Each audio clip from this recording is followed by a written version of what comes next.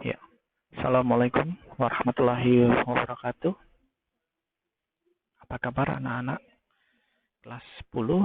Ya, semoga kita selalu dalam perlindungan Allah Subhanahu wa taala karena ternyata wabah COVID-19 sampai saat ini masih belum terkendali dan cenderung semakin bertambah kasus perharinya. Oke, baik anak-anak. Dalam situasi yang penuh keprihatinan ini, kita harus tetap bersemangat, terutama dalam belajar.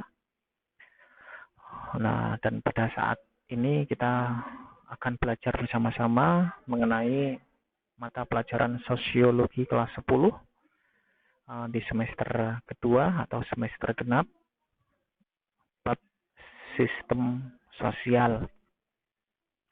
Nah, pada hari ini, tanggal 5 Januari 2021, kita ada pada pertemuan pertama. Kita akan mempelajari bersama-sama pengertian sistem sosial. Ya, jadi untuk pertemuan kita saat ini hanya sedikit saja ya, jangan banyak-banyak Yang pertama kita akan belajar tadi ya, pengertian dari sistem, lalu apa sih pengertian dari sistem sosial, lalu apa sih unsur-unsur dari sistem sosial. Oke, nah untuk menyingkat waktu karena waktunya kita ya 10 menit saja. Ya, yang pertama sebelum kita beranjak apa sih pengertian dari sistem sosial, tentu kita harus mengetahui dulu apa itu pengertian dari sistem. Nah, ini saya carikan beberapa pengertian. Yang pertama menurut Abidin dan Saibani, ini secara linguistik atau secara etimologis, sistem itu berasal dari bahasa Latin sistema dan bahasa Yunani sustema. Nah, artinya apa? Artinya adalah kesatuan yang terdiri atas komponen yang saling berhubungan secara sinergis untuk mencapai tujuan tertentu serta memudahkan aliran informasi, materi, atau energi. Lalu dalam bahasa Yunani, kata sistem berasal dari kata sustema, yang berarti keseluruhan yang terdiri atas banyak bagian dan hubungan erat yang teratur antar berbagai komponen. Oke. Lalu, apa sih pengertian dari sistem sosial? Nah, ini. Sistem sosial itu adalah hubungan-hubungan sosial dan sosialisasi yang membentuk nilai-nilai dan adat istiadat sehingga terjalin kesatuan hidup bersama yang teratur dan berkesinambungan. Nah, kalau tadi kan cuma sistem, kalau ini sistem sosial. Ini hubungan-hubungannya lebih spesifik, yaitu adalah hubungan-hubungan sosial. Lalu pengertian yang kedua, menurut Setiadi dan Kolib, sistem sosial diartikan sebagai hubungan antara bagian-bagian atau elemen-elemen di dalam kehidupan masyarakat, terutama tindakan-tindakan manusia, lembaga sosial, dan kelompok-kelompok sosial yang saling mempengaruhi. Jadi hubungan-hubungan itu tidak hubungan-hubungan yang separatis atau terpisah, tetapi hubungan-hubungan yang saling terjalin, saling mempengaruhi.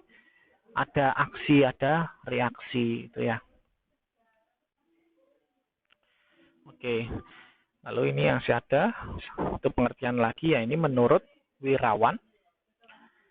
Sistem sosial itu adalah suatu sistem tindakan yang terbentuk dari sistem sosial berbagai individu. Jadi individu yang banyak itu ya, yang tumbuh dan berkembang dengan secara tidak kebetulan, tetapi tumbuh dan berkembang di atas standar penilaian umum atau norma-norma sosial yang disepakati bersama oleh para anggota masyarakat.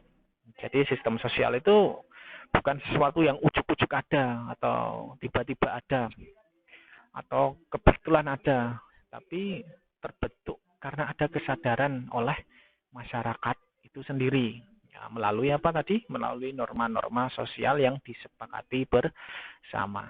Oke.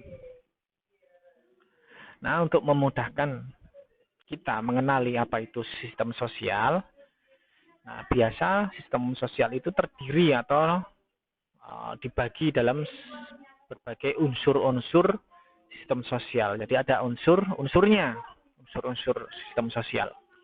Yang pertama ada kepercayaan dan pengetahuan. Nah, ini menyangkut sistem kepercayaan, religi yang diyakini oleh masyarakat, serta sistem pengetahuan terhadap sesuatu. Yang kedua ada perasaan. Nah, perasaan itu adalah keadaan jiwa manusia yang berkaitan dengan situasi alam sekitarnya, termasuk sesama manusia itu sendiri. Yang ketiga ada tujuan.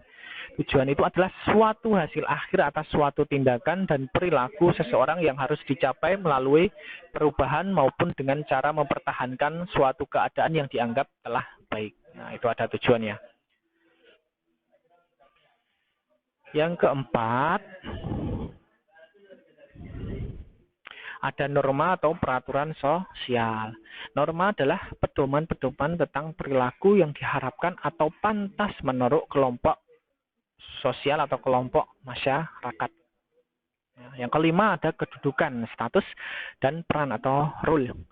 Kedudukan adalah posisi seseorang dalam suatu kelompok sosial yang berhubungan dengan orang lain, menyangkut hak dan kewajiban sesuai kedudukannya masing-masing. Yang keenam ada tingkat atau pangkat.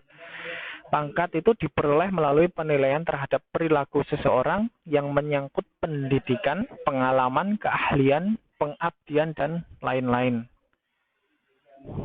Oke. Lalu yang unsur ketujuh itu ada kekuasaan. Kekuasaan itu adalah setiap kemampuan untuk mempengaruhi pihak lain. Delapan itu ada unsur sanksi. Sanksi itu adalah suatu imbalan yang diberikan terhadap seseorang atas perilakunya. Dan yang unsur kesembilan ada fasilitas. Fasilitas itu merupakan suatu bentuk cara, jalan, metode, dan benda-benda yang digunakan manusia untuk menciptakan tujuan sistem sosial itu sendiri. Oke.